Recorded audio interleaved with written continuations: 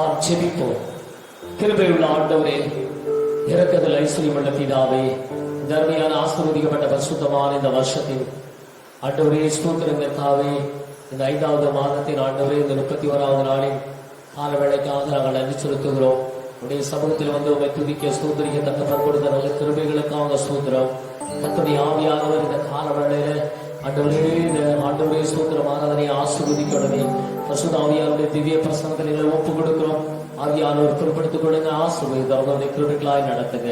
இயேசு கிறிஸ்துவின் விலையேறப்பட்ட நாமத்துல ஆண்டவரே ஸ்தோத்திரம் எங்களை ஒப்பு கொடுத்து செபிக்கிறோம் பிதாவே, ஆமென். நம்ம எல்லாரும் தெரிந்த ஒரு பாடலை பாடுவோம். இயேசு என்ற வாழ்வில் பலனானார், எனக்கு என்ன ஆனந்தம் என்கிற ஒரு பழைய பாடல். கரங்களை தட்டி தேவனுடைய நாமத்தை வைப்போம். இயேசு என்ற வாழ்வில் பலனானார், எனக்கென்ன ஆனந்தம்.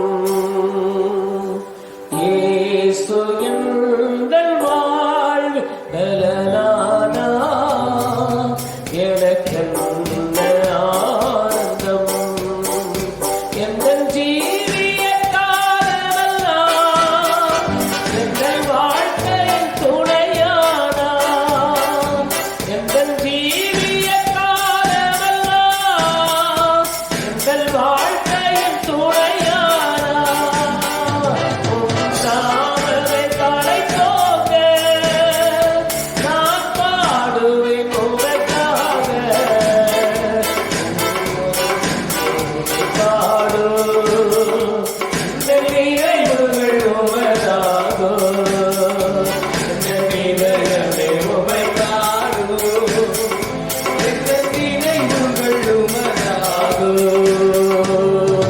இயேசு எங்கள் வாழ்வில் பலனானார், எனக்கென்ன ஆனந்தம்.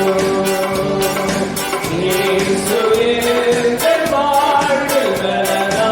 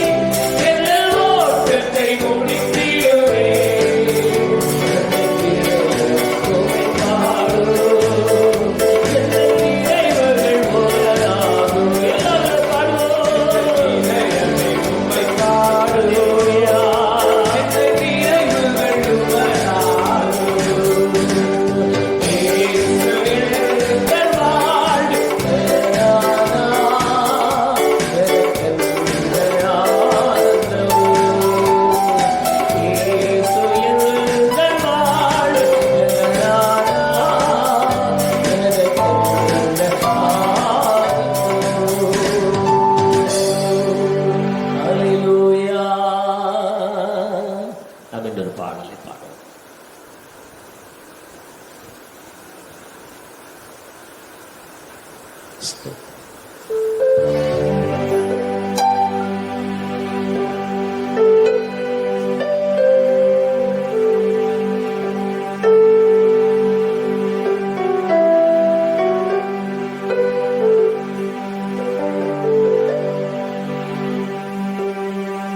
அருணோதயம் போல் உதித்து வரும் இவர் யார்?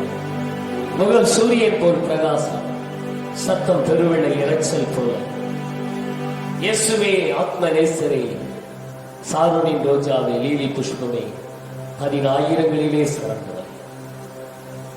10,000களில் சிறந்த அந்த ஆண்டவரை நாம் உயர்த்துவோம். பாரீர் அருணோதயம் போல் உதித்து வரும் இவர் யாரோ? முகல் சூரியன் போல் பிரகாசம், சத்தம் பெருவெள்ளை இரைச்சல் போலே. முகல் சூரியன் போல் பிரகாசம், சத்தம் பெருவெள்ளை இரைச்சல் போலே.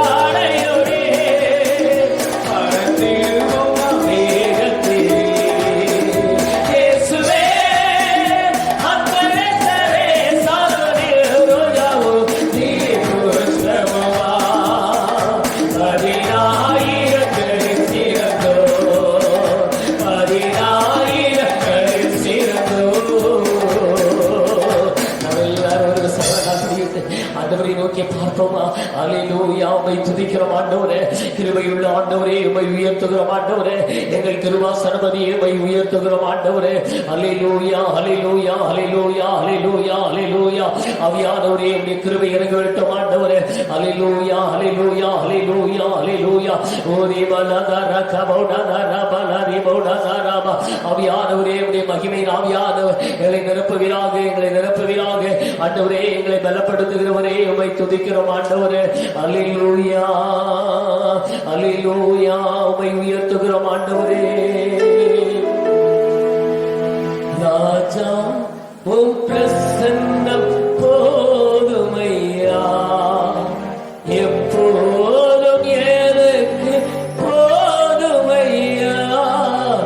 ராஜா உம் பிரசன்னம் போதுமையா, எப்போதும் எனக்கு போதுமையா. பிரசன்னமோ பிரசன்னமோ தேவ பிரசன்னமோ. சொல்லுமா, பிரசன்னமோ பிரசன்னமோ தேவ பிரசன்னமோ. அதிகாலமே தேடுகிறே, அதிகாலமே தேடுகிறே. ஆர்வமோடு நாடுகிறே, ஆர்வமோடு நாடுகிறே. பிரசன்ன பிரசன்னோ தேவ பிரசன்னோ. பிரசன்னோ பிரசன்னோ தேவ பிரசன்னோ. இன்னும் உம்மை அறியணுமே, இன்னும் உம்மை அறியணுமே. இன்னும் கிட்டி சேரணுமே. எல்லாம் சொல்லுமா, இன்னும் கிட்டி சேரணுமே. பிரசன்னோ பிரசன்னோ தேவ பிரசன்னோ. பிரசன்னோ பிரசன்னோ தேவ பிரசன்னோ. துதியிலே வாழ்பவரே, துதியிலே வாழ்பவரே, துணையாளரே, என் மணவாளரே, துணையாளரே, என் மணவாளரே. பிரசன்னோ பிரசன்னோ தேவ பிரசன்னோ. சொல்லுமா, பிரசன்னோ என் ஆண்டவரே. தேவ பிரசன்னோ. அல்லேலூயா. உம்முடைய பிரசன்னம் நிறைவேறட்டும் ஆண்டவரே. அந்த 120 இறங்கின தேவ பிரசன்னம் ஆண்டவரே. எங்க காலங்களில் இந்த பிரசன்னம் எங்கள் இறங்கி வருவதாக ஆண்டவரே. ஓ, எங்களை நிரப்புகிற தேவன் ஆண்டவரே, எங்களை ஆட்கொள்கிற தேவன் ஆண்டவரே, எங்களை அபிஷேகிக்கிற தேவன் ஆண்டவரே. உடைய மகிமையின் ஆவியானவர் இந்த வேளையில் இறங்கி வருவீராக. அல்லேலூயா. ஓ ரிபலதர பபபபதர கபௌடதரப. அப்பா, அவருடைய வல்லமையினால் எங்களை நிரப்புவீராக ஆண்டவரே. அல்லேலூயா. உமக்காகத்தான் வாழ்கிறேன், உம்மைத்தான் நேசிக்கிறேன். உமக்காகத்தான் வாழ்கிறேன்,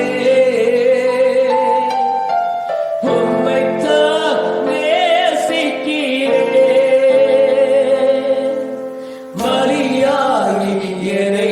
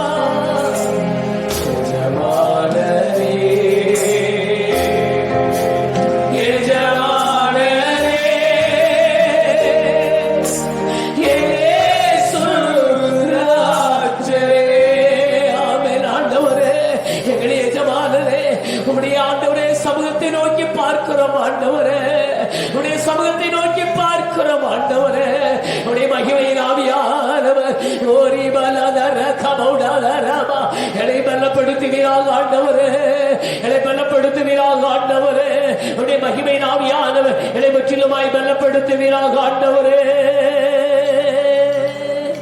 வானபூமி ஒளிந்து வார்த்தை என்றும் மாறாதே, வாழ்க்கை அழிந்தே மறைந்து போ, விசுவாசி என்றென்றும் நிலைப்பார். வானபூமி ஒளிந்து போனாலோ வார்த்தை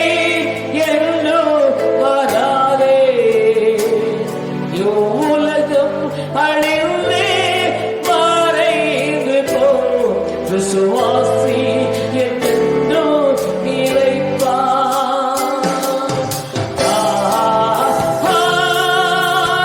ஹல்லேலூயா, ஹல்லேலூயா,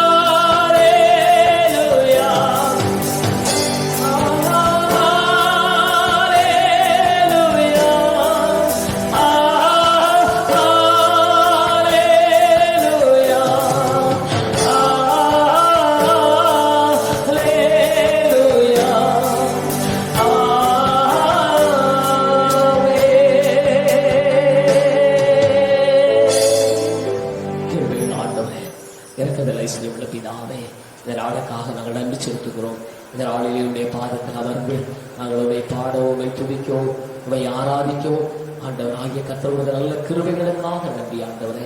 உடைய காயப்பட்ட கர்த்தர்களை ஒப்புக் கொடுக்கிறோம். ஆசீர்வதியும் கனத்தை மகிமையும் எடுத்துக் கொள்ளுங்க. மீட்பரின் ஒப்பற்ற நாமத்தில் பிதாவே, ஆமென், ஆமென்.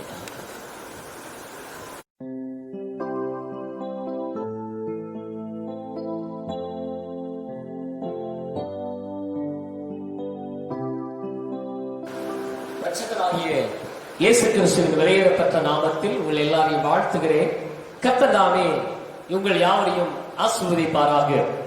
இந்த நாளிலே தேவனை ஆராதிக்கிற தேவனுடைய மக்களாகிய நாம் நம்முடைய வாழ்க்கையில ஒரு பெருக்கம் தேவையாக இருக்கிறது. நாம் ஆவிக்குரிய காரியங்களிலே நாம் குறைவுள்ளவர்களாக அல்ல, பெருக்கம் நிறைந்தவர்களாக நாம் காணப்பட வேண்டும். எபிரேயர் எழுதின நிருபம் 6ஆம் அதிகாரம் 14-15 வசனங்களை வாசிக்கும் பொழுது நிச்சயமாக நான் உன்னை ஆசீர்வதிக்கவே ஆசீர்வதித்து உன்னை பெருகவே பெருக பண்ணுவேன் என்றார்.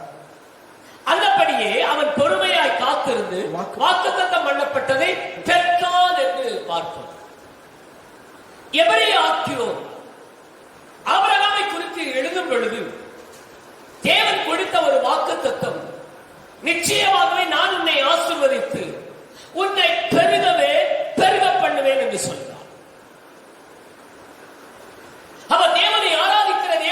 மக்களுடைய வாழ்விலே ஒரு பெருக்கம் அவசியமாயிருக்கிறது. தேவன் மனிதனுக்கு கொடுத்த முதல் ஆசீர்வாதமே ஆதியாகமத்தின் புத்தகத்தில் முதல் அதிகாரம் 28வது வசனத்தை வாசிக்கும் பொழுது, பின்பு தேவன் அவர்களை நோக்கி நீங்கள் பலுகி பெருகி என்று சொல்லப்படுகிறது. முதல் ஆசீர்வாதமே மனுக்குலத்திற்கு பெருக்கம்தான்.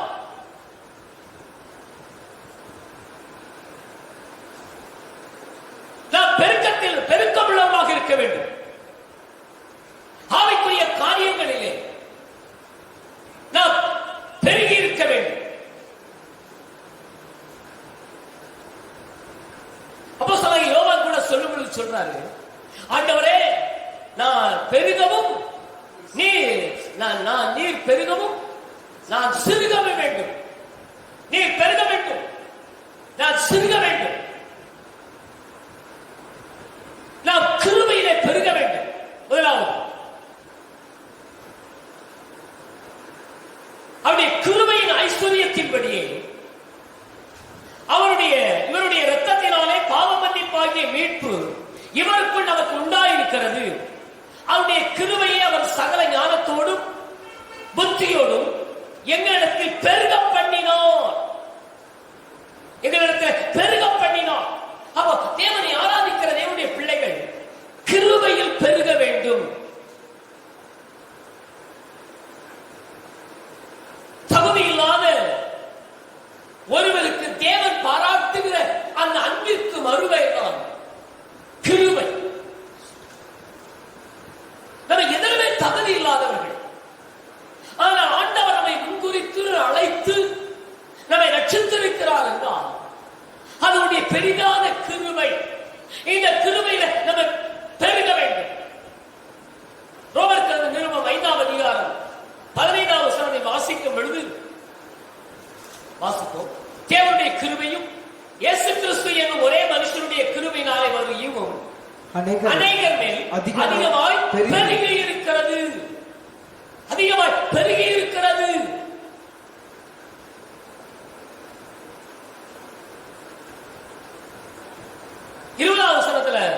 நம்ம வாசிக்கிறோம். மேலும் மீறுதல் பெருகும்படிக்கு நியாயப்பிரமாணம் வந்தது. நியாயப்பிரமாணம் வந்து அப்படி இருந்தும் பாவம் பெருகின இடத்தில் கிருபை அதிகமாய் பெருகிற்று.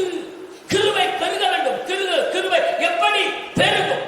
1 பேதுரு நிருபம் 1 அதிகாரம் 2வது வசனத்தில் வாசிக்கும் பொழுது, தேவனையும் நம்முடைய கர்த்தராகிய இயேசுவை அறிகிற அறிவினாலே உங்களுக்கு கிருபையும் சமாதானமும் பெருக கடவது. இயேசுவை கர்த்தராகிய இயேசுவை அறிகிற அறிவினாலே தேவனை எவ்வளவு நாம் அறிகிறோமோ, இயேசு கிறிஸ்துவை எவ்வளவு நாம் அறிகிறோமோ அவ்வளவு நாம் கிருபையிலே பெருக முடியும். கிருபையிலே பெருக வேண்டும். இயேசுவை அறிகிற அறிவினால் தான் ஒருவர் கிருபையை பெற்றுக்கொள்ள முடியும். நாம் எவ்வளவு தூரம் இயேசுவை அறிந்திருக்கிறோம்? அப்போஸ்தலனாகிய பவுல் 2 கொரிந்தியருக்கு எழுதின நிருபம் 4வது அதிகாரம் 15வது வசனத்தை நாம் வாசிக்கும் பொழுது வாசிப்போம். தேவனுடைய மகிமை விளங்குவதற்கு ஏதுவாக கிருபையானது அநேகருடைய ஸ்தோத்திரத்தினாலே பெருகும்படி, இவைகள் அநேகருடைய ஸ்தோத்திரத்தினாலே. ஸ்தோத்திரம் பண்ணியிருக்கிறவர் என்னை மகிமைப்படுத்துகிறார் என்று ஆண்டவர் சொல்லுகிறார். நாம் ஆண்டவரை துதிக்கிறவர்களாக மாற வேண்டும். தேவனை ஸ்தோத்தரிக்கிறவர்களாக இருக்க வேண்டும். எல்லா சூழ்நிலையிலும் ஒரு யோபுவை போல கர்த்தர் கொடுத்தார், கர்த்தர் எடுத்தார், அவருடைய நாமத்திற்கு ஸ்தோத்திரம். என்ன ஒரு அருமையான தேவனுடைய மனிதன்.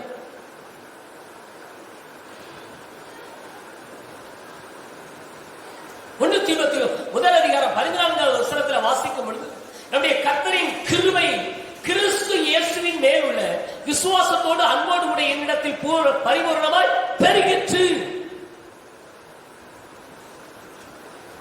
விசுவாசத்தோடு அன்போடு கூட ஒருவருக்குள்ள விசுவாசம் இருந்தால் தான் கிருபை பெருகும். நாம் கிருபையிலே பெருக வேண்டும்.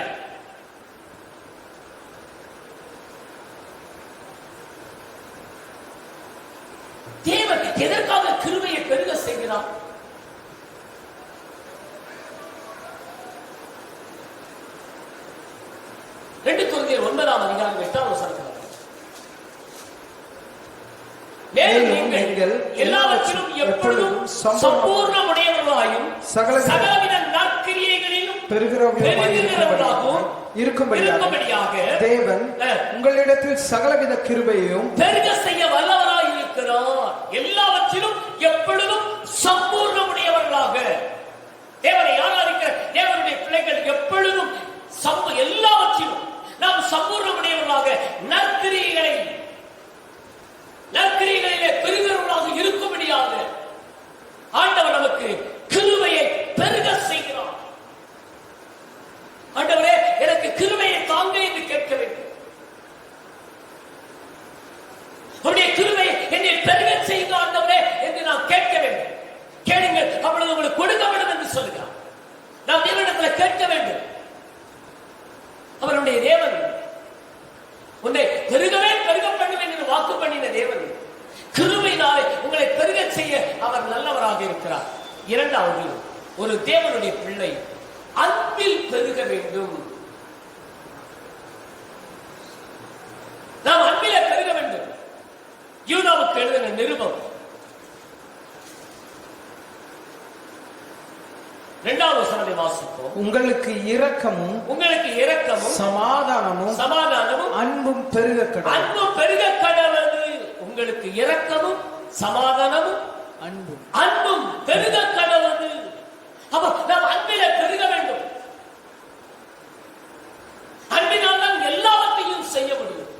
ஒரு குடும்பம் கட்டப்பட வேண்டுமானால், ஒரு வாழ்க்கை கட்டப்பட வேண்டுமானால், ஒரு சபை கட்டப்பட வேண்டுமானால், ஒரு தேசம் கட்டப்பட வேண்டுமானால், ஒரு சமுதாயம் கட்டப்பட வேண்டுமானால் அன்பினால் தான் எல்லாவற்றையும் செய்ய முடியும். அதிகாரத்தினால் அல்ல. நாம் எப்படிப்பட்டவர்களாக இருக்கிறோம்? நாம் அன்புள்ளவர்களாக இருக்கிறோமா? தேவன் அன்புள்ளவராக இருக்கிறாரே. நாம் அன்புள்ளவராக இருக்க வேண்டும் என்று தேவன் எதிர்பார்க்கிறார். ஆகவேதான் அந்த யூதாவுக்கு எழுதின நிருபத்தில் அன்பிலே பெருக வேண்டும் என்று சொல்லப்பட்டது. 1 தெசலோனிக்கேயருக்கு எழுதின நிருபம் 4ஆம் அதிகாரம் 10-12 வரைக்கும் வாசிக்கும் பொழுது அந்தபடி நீங்கள் மக்கதோனியா நாடகம் உள்ள சகோதரர் எல்லாருக்கும் செய்து வருகிறீர்கள். சகோதரரே அன்பிலே நீங்கள் இன்னும் அதிகமாய் பெருகவும். இன்னும் அந்த தெசலோனிக்கே சபைக்கு எழுதுகிறார், நீங்க அன்பில இன்னும் பெருகணும். கடைசி வசனத்துல அன்பிலே பெருகும்படி உங்களுக்கு புத்தி சொல்லுகிறோம். நீங்க அன்பில பெருகணும். கடைசி நாட்களில் தேவனை ஆராதிக்கிற தேவனுடைய பிள்ளைகள் இன்னார் என்று உலகம் அறிந்து கொள்ள வேண்டுமானால் நாம் அன்பிலே பெருக்கமுள்ளவர்களாக இருக்க வேண்டும்.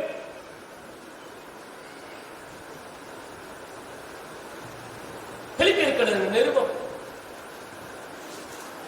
1ஆம் அதிகாரம்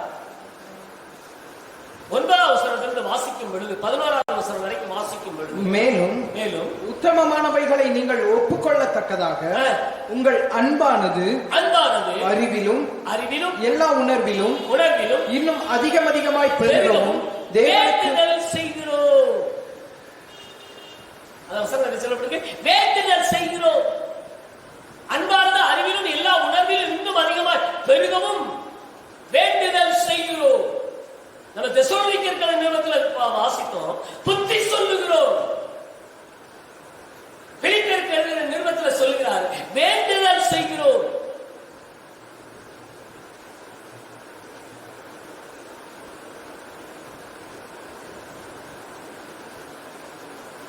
தேவனுடைய பிள்ளைகள் அன்பிலே பெருக வேண்டும். அன்பு மிகவும் அருமையானது. அன்பு என்ற அந்த 3 எழுத்து எல்லாவற்றையும் சாதிக்கக்கூடியது. ஆகவே கிருபையில் பெருக வேண்டும், அன்பில் பெருக வேண்டும். தெசலோனிக்கேயர் நிருபத்தில் 1 தெசலோனிக்கேயர் 3:12-13 வசனங்களை வாசிக்கலாம். நாங்கள் உங்களிடத்தில் வைத்திருக்கிற அன்பு கொப்பாய் நீங்களும் ஒருவரிடத்தில் ஒருவர் வைக்கும் அன்பிலும்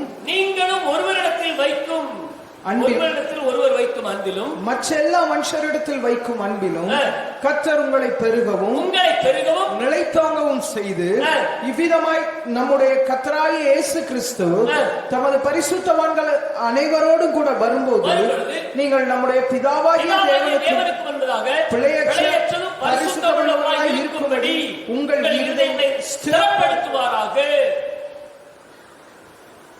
உங்கள் இருதயங்களை ஸ்திரப்படுத்துவாராக.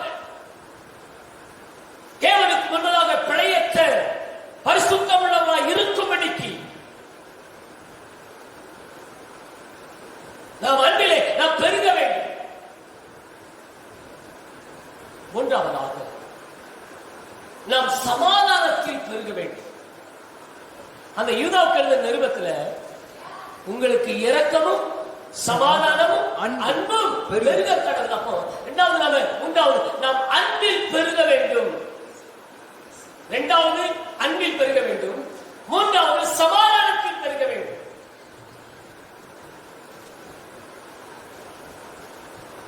நம்முடைய தேவன் சமாதானத்தின் தேவன். சமாதானம் பண்ணுகிறவர்கள் பாக்கியவான்கள். என்னுடைய சமாதானத்தை நான் உங்களுக்கு வைத்து போகிறேன் என்று சொல்கிறார். இன்னைக்கு உலகம் முழுவதும் சமாதானத்துக்காக மக்கள் அலைந்து திரிகிறதை பார்க்கிறோம். பணமும் படிப்பும் பதவிகளும் சமாதானத்தை ஒருவருக்கும் ஒரு காலமும் கொண்டு வராது. தேவன் மாத்திரமே சமாதானத்தை மனுக்குலத்திற்கு கொண்டு வர முடியும். இந்த காலகட்டங்களிலே உலக வல்லரசுகள் எல்லாம் சமாதானத்துக்காக ஏங்கி திரிகிறார்கள். ஐயோ சமாதானம் இல்லையே, பாரப்படுகிறார்கள், கண்ணீர் வடிக்கிறார்கள். ஆனால் இயேசுவானவர் சமாதானத்தின் காரணம், அவர் சமாதானத்தின் பிரபு. என்னுடைய சமாதானத்தை உங்களுக்கு வைத்து போகிறேன் என்று சொன்னவர். நாம் சமாதானத்தில் பெருக வேண்டும். 1 பேதுரு 1:2 பிதாவாகிய தேவனுடைய முன்னறிவின்படியே ஆவியானவர் பரிசுத்தமாக்குதலினாலே கீழ்ப்படிதலுக்கும் இயேசு கிறிஸ்துவினுடைய ரத்தம் தெளிக்கப்படுதலுக்கும் தெரிந்து கொள்ளப்பட்ட பரதேசிகளுக்கு எழுதுகிறதாவது கிருபையும் சமாதானம் உங்களுக்கு தெரிந்து கொள்ளப்பட்ட பரதேசிகள். இந்த பரதேசிகளுக்கு எது பெருகணுமா? சமாதானம். சமாதானம் பெருக வேண்டும். 2 பேர் 1:2 சொல்லப்பட்டிருக்கு. தேவனையும் நம்முடைய கர்த்தராகிய இயேசுவை அறிகிற அறிவினாலே உங்களுக்கு கிருபையும் சமாதானமும் பெருக கடவுது. அப்ப சமாதானத்தில் நம்ம பெருக வேண்டும்.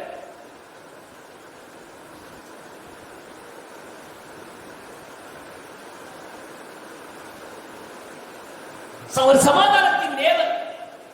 அவர் அன்னையில் வரும் பொழுதால் சமாதானம், அவரை நேசிக்கும் பொழுதால் சமாதானம், அவருடைய வார்த்தைப்படி நடக்கும் பொழுதால் சமாதானம்.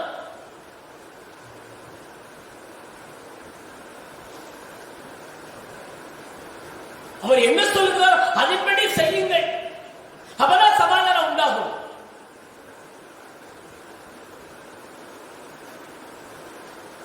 கொந்தளிப்புகள் அமர்ந்து சமாதானம் உண்டாக வேண்டுமானால் அவர் சொல்லுகிறபடி நாம் செய்ய வேண்டும். தோல்விகள் வெற்றியாக மாற வேண்டுமானால் அவர் சொல்லுகிறபடி செய்தால்தான் தோல்விகள் வெற்றியாக மாறும், சமாதானம் உண்டாகும். ஆகவே ஒரு தேவனுடைய பிள்ளை கிருபையிலும் அன்பிலும் சமாதானத்தில் பெருக வேண்டும். 4வதாக விசுவாசத்தில் பெருக வேண்டும்.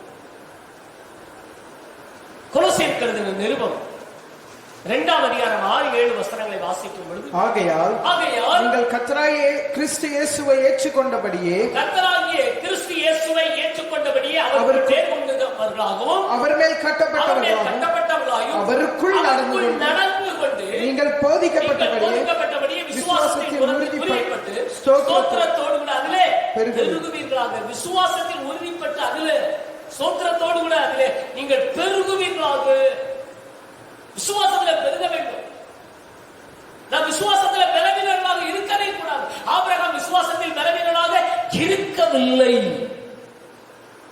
அவன் விசுவாசத்தில் வல்லவனானான்.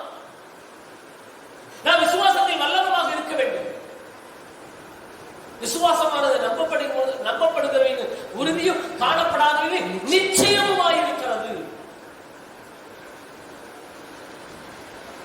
நாம் விசுவாசிக்க வேண்டும். கர்த்தர் பார்த்துக் கொள்வார் என்று, தேவனால் எல்லாம் கூடும் என்று விசுவாசிக்க வேண்டும். தேவன் என்னுடைய குறைகளை நிறைவாக்குவார் என்று விசுவாசிக்க வேண்டும்.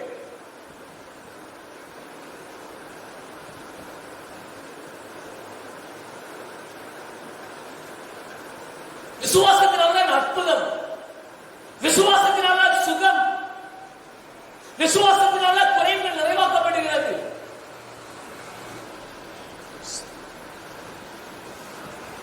ஆகவே தேவனை ஆராதிக்கிற தேவனுடைய பிள்ளைகளாகிய நீங்கள் விசுவாசங்களை பெருக வேண்டும். 2 தெசலோனிக்கேயர் கேட்கிறது நிருபம் 1 அதிகாரம் 3வது வசனத்திலே, சகோதரரே, நாங்கள் எப்பொழுதும் உங்களுக்காக தேவனை ஸ்தோத்திரிக்கிறோம், கடனாளிகளாயிருக்கிறோம். உங்கள் விசுவாசம் மிகவும் பெருகிறபடியினாலும் நீங்கள் உங்கள் விசுவாசம் மிகவும் பெருகணும். நம்முடைய விசுவாசம் மங்கி எரிகிற ஒரு விளக்காக இருக்கக்கூடாது. நம்முடைய விசுவாசம் பிரகாசம் உள்ளதாக இருக்க வேண்டும். விசுவாசம் பெருக வேண்டும்.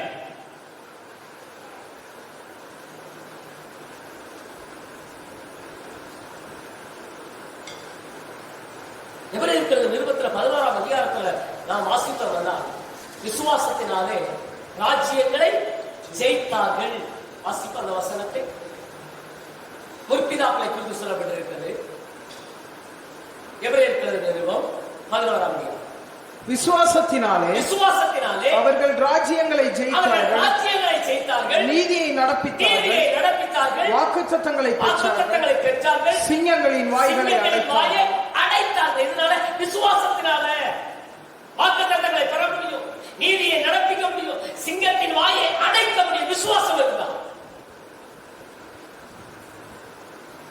அப்படிப்பட்ட விசுவாசம் நமக்கு வேண்டும். விசுவாசத்துல நம்ம பெருக வேண்டும்.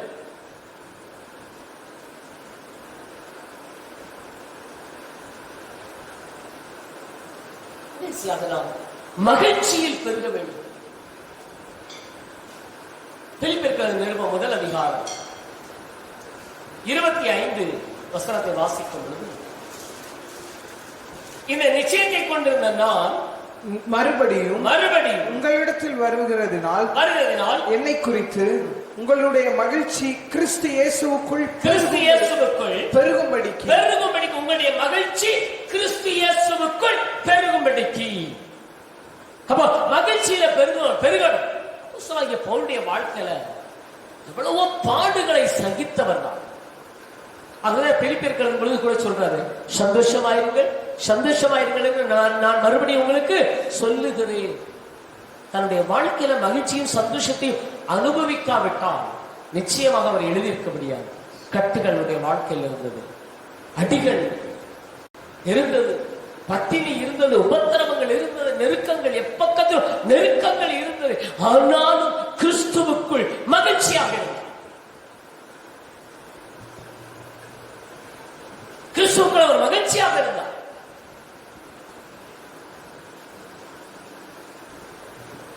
உங்களுடைய மகிழ்ச்சி கிறிஸ்து இயேசுவுக்குள் பெருகும்படிக்கு என்று சொல்கிறார். அப்ப மகிழ்ச்சியில பெருக வேண்டும். சங்கீதங்களின் புஸ்தகம் 4ஆம் சங்கீதம் 7வது வசனத்தை நாம் வாசிக்கும் பொழுது, அவர்களுக்கு தானியமும் திராட்சரசமும் பெருகி இருக்கிற காலத்தின் சந்தோஷத்தை பார்க்கிறோம், அதிக சந்தோஷத்தை என் இருதயத்தில் தந்தீர்.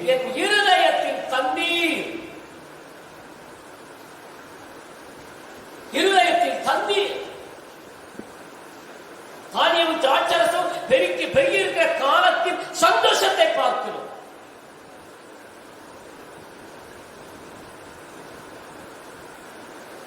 அதிக சந்தோஷத்தை என் இருதயத்தில் தந்தீர்.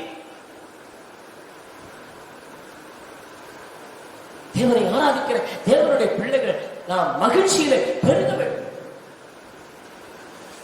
அநேகருடைய வாழ்க்கையில துக்கமுடையவர்களாக தான் காணப்படுகிறார்கள். எதை கொண்டு வந்தோம், எதை நாம் இழப்பது? நாம் ஒன்று கொண்டு வர, நாம் ஒன்று கொண்டு போவதில்லை. தேவன் கொடுத்திருக்கிற ஜீவிய காலங்களிலே நாம் கிறிஸ்துவுக்குள் மகிழ்ச்சியுள்ளவர்களாக வாழ வேண்டும். மகிழ்ச்சியில நாம் பெருகி இருக்க வேண்டும். நீங்க குடும்பங்கள்ல மகிழ்ச்சி இல்லை, தனிப்பட்ட மனிதனுடைய வாழ்க்கையில மகிழ்ச்சி இல்லை, சமுதாயத்தில் மகிழ்ச்சி இல்லை. தேவன் ஒருவரே மகிழ்ச்சி காரணம். அவரை தேடும் பொழுது மகிழ்ச்சியை தேவன் தருகிறார்.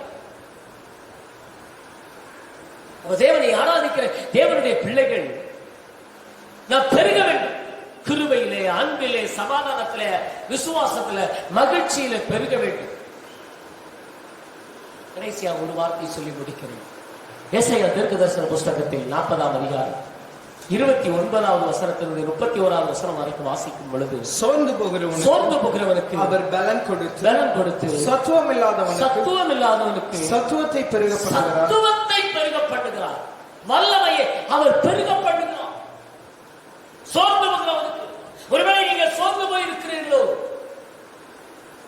ஐயோ என்னுடைய வாழ்க்கையில் இப்படி இருக்கிறதே, நான் என்ன செய்வது என்று ஒருவேளை நீங்க சோர்ந்து போற சூழ்நிலையில் இருக்கிறீர்களோ,